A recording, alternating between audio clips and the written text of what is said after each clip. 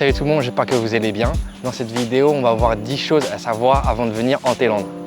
Et dans cette liste que je vais vous donner, il y a des choses qui peuvent vous causer de gros problèmes en Thaïlande. Donc, restez bien jusqu'à la fin de la vidéo. Et avant de commencer cette vidéo, je voudrais m'excuser d'avance si parfois vous voyez des singes qui passent derrière, etc.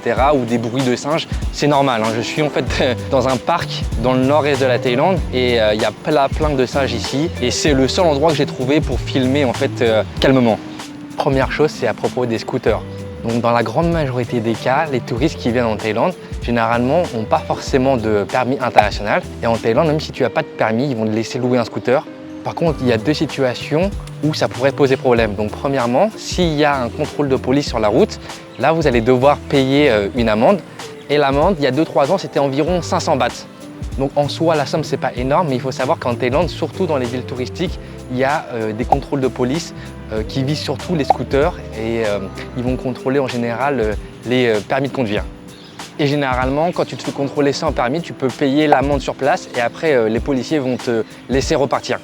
Et deuxième situation qui est problématique si tu n'as pas de permis et que tu conduis un scooter en Thaïlande, c'est si tu as un accident. Ça arrive souvent dans le sud de la Thaïlande ou sur les îles.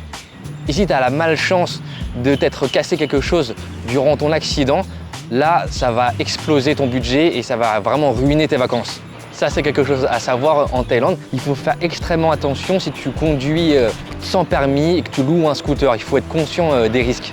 Bon, après, moi, je suis personne pour te dire quoi faire, hein. Chacun fait ce qu'il veut de sa vie, mais je te dis juste ce qui peut arriver en cas de pépin. Parce que souvent, dans le sud, en fait, les routes, c'est assez difficile à conduire en scooter si tu n'es pas expérimenté. Des fois, tu as du sable sur la route, c'est glissant, tu peux avoir des nids de poules, etc. Et aussi, en Thaïlande, tu as beaucoup de personnes qui conduisent pas très bien ou même parfois qui conduisent alcoolisées. Il faut savoir que la Thaïlande, c'est l'un des pays en Asie du Sud-Est où il y a le plus de morts sur la route. Donc peut-être tu as confiance en fait en tes compétences, etc. Mais des fois, ça n'a rien à voir avec toi. Ça peut être une autre personne qui vient te renverser. Et même si tu n'es pas en tort, vu que tu n'as pas de permis de conduire, tu vas devoir sortir en fait tous les frais de ta poche si tu vas à l'hôpital. Deuxième chose à savoir avant de venir en Thaïlande, c'est au niveau de la nourriture de rue. Dans la plupart des cas, pour la nourriture de rue en Thaïlande, il n'y a pas de problème. Tout ce qui est cuit, tout ce qui est frit, en général, il n'y a pas de problème. Juste, il faut faire attention avec deux types d'aliments, donc tout ce qui est fruits de mer et tout ce qui est cru. Avec la chaleur qu'il fait en Thaïlande, des fois, quand c'est très mal conservé, ça peut causer une intoxication alimentaire. Au niveau de la nourriture de rue en Thaïlande, tout ce qui est cuit et frit, en général, il n'y a pas de problème. Et il faut faire attention surtout avec tout ce qui est fruits de mer et tout ce qui est cru, il vaut mieux éviter. Mais il n'y a pas besoin d'être paranoïaque non plus, hein. Dans la très grande majorité des cas, il n'y a pas de problème à manger la nourriture de rue. Et dans certains cas assez sévères, l'intoxication alimentaire, ça peut durer plusieurs jours. Donc il faut quand même faire assez attention à ça. Donc pour les personnes qui viennent juste en vacances comme ça en Thaïlande, il faut essayer de bien regarder en fait est-ce qu'ils mettent des glaçons, etc. pour tout ce qui est fruits de mer et tout ce qui est cru, il vaut mieux éviter si c'est possible. Troisième chose à savoir avant de venir en Thaïlande, c'est que la cigarette électronique ici, c'est interdit. Et c'est assez paradoxal parce que quand tu vas devant tous les clubs en Thaïlande ou tous les bars, tu vas avoir des gens qui justement fument de la cigarette électronique. Mais il faut savoir que si tu te fais contrôler la nuit sur un checkpoint de police et qu'ils fouillent ton sac et qu'ils trouvent une cigarette électronique, là tu peux te prendre une assez grosse amende. Et ça ne sera pas 500 bahts comme pour le scooter, hein, ça sera beaucoup plus que ça. Et j'ai vu sur internet, des fois ça peut monter jusqu'à 200, 300 €. C'est assez aléatoire à ce niveau-là. En Thaïlande, c'est pas du tout logique à ce sujet, hein. Tu vois, sur les marchés de nuit, tu peux trouver des stands qui vendent ces cigarettes électroniques. Donc tu peux te dire que c'est autorisé, mais en fait, non, pas du tout. Mais en réalité, même si tu ramènes une cigarette électronique dans ta valise de l'étranger, tu as très peu de chances de te faire contrôler. Mais bon, sache que tu peux quand même te prendre une amende si jamais un policier en trouve une sur toi. Quatrième chose à savoir avant de venir en Thaïlande, c'est pour les gens qui viennent en couple ici. Tout ce qui est se tenir la main, se faire un petit câlin dans la rue, ok, il n'y a pas de problème. Par contre, tout ce qui est plus que ça, il vaut mieux éviter. Parce qu'en Thaïlande, bon, c'est encore une fois très paradoxal, hein, parce que tu peux voir des filles qui dansent dans des bars de rue, etc. à ciel ouvert en Thaïlande. Mais des couples en fait dans la rue se font pas de gros câlins, de gros bisous, etc. comme tu pourrais voir par exemple à Paris.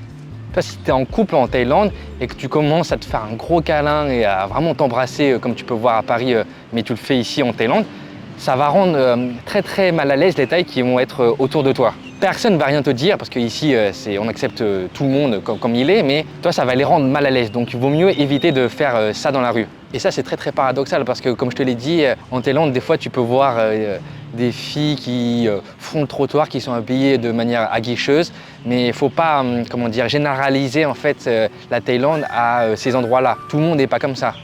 Cinquième chose à savoir avant de venir en Thaïlande, c'est qu'ici, il fait beau la plupart du temps à l'année, mais tu as ce qu'on appelle la mousson, donc la saison des pluies, et ça se déroule en fait en Thaïlande. Bon, je vais généraliser, mais c'est environ du mois de mai au mois d'octobre. Donc si tu viens durant cette période de mousson, de mai jusqu'à octobre environ, le temps est assez aléatoire. Ça ne veut pas dire qu'il va pleuvoir tout le temps, mais tu peux avoir des semaines où il fait gris quasiment tous les jours et il pleut peut-être 2-3 jours dans la semaine. Et ici, quand il pleut, généralement, il ne pleut pas toute la journée. Ça va être des pluies assez intenses et courtes. Donc c'est pour ça que du mois de mai jusqu'à octobre, tout est moins cher en Thaïlande. Les hôtels, les billets d'avion, c'est pour ça. C'est parce que le temps ici est aléatoire. Si tu viens en Thaïlande à partir de fin octobre jusqu'au mois de avril, il n'y a pas de problème. Généralement, tu vas avoir du soleil quasiment tout le temps et il va quasiment jamais pleuvoir. Sixième chose à savoir, c'est qu'en Thaïlande, sur la plage, il n'y a pas de problème. Tu te balades torse nu, tu fais comme tu veux. Mais par contre, en dehors de la plage, même si c'est un commerce qui est en face de la plage, tu es censé te rhabiller. Tu n'es pas censé aller torse nu là-bas ou en bikini ou je sais pas quoi, rentrer dans les magasins près de la plage, pas habillé. Tu vois, ça me paraît logique, mais je le vois souvent dans le sud ou sur les îles, des étrangers qui rentrent par exemple au 7-Eleven, qui est près de la plage, mais torse nu ou en maillot de bain. Et ça se fait pas en Thaïlande, hein. C'est considéré un petit peu comme malpoli de faire ça. Sur la plage, pas de problème, tu fais ce que tu veux, torse nu, en bikini, en maillot de bain, il n'y a pas de problème. Mais quand tu vas dans un commerce qui est à proximité de plage ou dans un supérette ou peu importe, là, tu es censé te rhabiller. Et si tu le fais pas, bien sûr, il n'y a personne qui va venir t'engueuler ou quoi que ce soit, parce qu'en Thaïlande, on comprend que les touristes ne comprennent pas vraiment toute la culture, mais tu vois, ça va rendre un peu mal à l'aise des fois certains Thaïs. Donc pour bien respecter la culture et les gens ici en Thaïlande, il faut se rhabiller dès que tu vas dans un commerce, même si c'est juste à côté de la plage.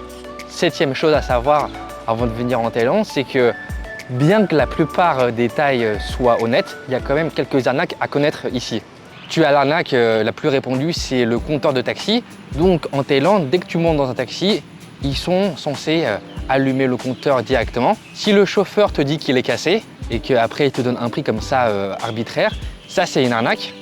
Deuxième chose, c'est quand tu loues un scooter en Thaïlande, parfois tu as des magasins qui sont malhonnêtes et ce qu'ils vont faire, c'est qu'ils vont quand tu vas rendre le scooter, une fois ton séjour terminé, ils vont te dire que là tu as fait une rayure sur le scooter, etc., qui était déjà là avant que tu loues le scooter et il va te demander une somme assez importante pour réparer le scooter alors que c'est pas toi qui l'as endommagé. Une autre arnaque aussi, ça serait dans les bars de nuit ou les boîtes peu scrupuleuses. Des fois, ils profitent du fait que les clients soient assez alcoolisés pour en fait garder un petit peu de la monnaie, du change. Sur les lieux touristiques, surtout à Bangkok, des fois tu as des chauffeurs de taxi ou de tuk-tuk qui vont te dire que le temple ou le truc que tu veux visiter est fermé pour une raison bidon et qui sont prêts à t'emmener faire un tour dans quelque chose qui est bien mieux que ça pour un prix très attractif.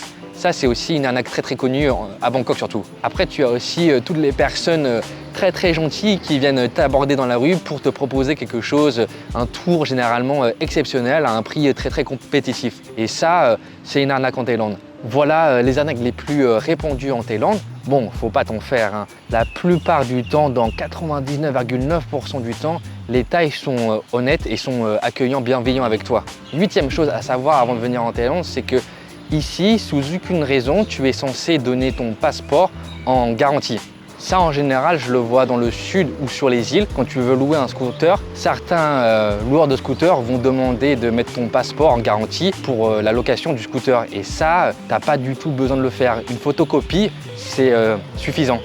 Parce que si tu donnes ton passeport et que tu tombes sur un loueur de scooter qui n'est pas très correct, il peut te mettre de la pression, te dire que tu as fait une rayure, que tu as abîmé le scooter et ne pas te rendre ton passeport. Du coup, pour éviter ce type de mésaventure, il ne faut jamais donner son passeport en Thaïlande en garantie pour quoi que ce soit. Une photocopie, c'est suffisant.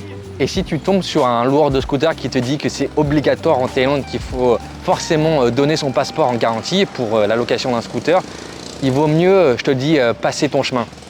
9e chose à savoir avant de venir en Thaïlande, c'est les pourboires ici. Pour tout ce qui est nourriture de rue, les petits restaurants au bord de la route, tu ne donnes pas forcément de pourboire. En tout cas, les Thaïs ne le font jamais. Et tout ce qui est restaurant un petit peu plus chic, entre guillemets, avec la clim, etc., ou dans les centres commerciaux, ou les choses comme ça un petit peu plus chic, tout ce qui n'est pas en fait restaurant de rue, là, tu peux donner si tu as envie un pourboire, mais ce n'est pas du tout obligatoire en Thaïlande. Ici, c'est pas du tout la culture du gros pourboire, etc., comme on pourrait le voir par exemple aux États-Unis où il faut donner un certain pourcentage. Si tu n'es pas du tout satisfait de la nourriture ou du service, tu peux ne rien donner et il n'y a pas de problème. Et en règle générale, le pourboire moyen, c'est 20 ou 40 bahts, ce qui fait environ 50 centimes à 1 euro. Et 10e chose à savoir avant de venir en Thaïlande, c'est tu as quelques applications que tu devrais télécharger quand tu es en Thaïlande. Donc premièrement, pour te déplacer, tu as Grab et l'application Bolt, l'équivalent de Uber en France. Et je te conseille vivement, quand tu es à Bangkok ou ailleurs en Thaïlande, d'utiliser ces applications-là pour te déplacer. Parce que si tu montes dans un taxi, en fait, comme ça, par exemple à Bangkok, sans utiliser cette application-là, il y a des chances que le chauffeur de taxi fasse des petits détours, etc., prenne pas la route la plus rapide, histoire de gagner un petit peu plus d'argent. Ensuite, à Bangkok, tu as l'application Via Bus.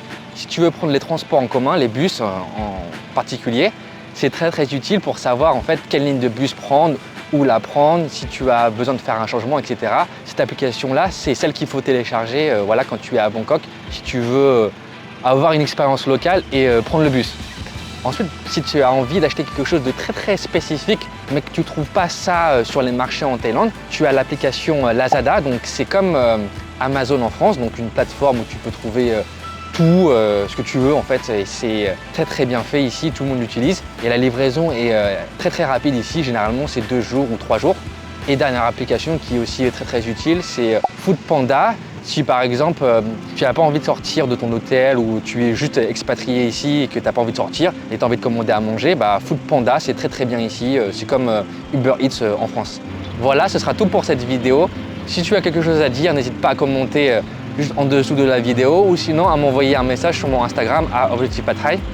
Si quelqu'un a quelque chose à ajouter sur la liste des choses à savoir avant de venir en Thaïlande, n'hésitez pas à le faire dans la zone commentaire. Sur ce, je vous dis bonne journée ou soirée et à très bientôt dans une prochaine vidéo. Allez, ciao!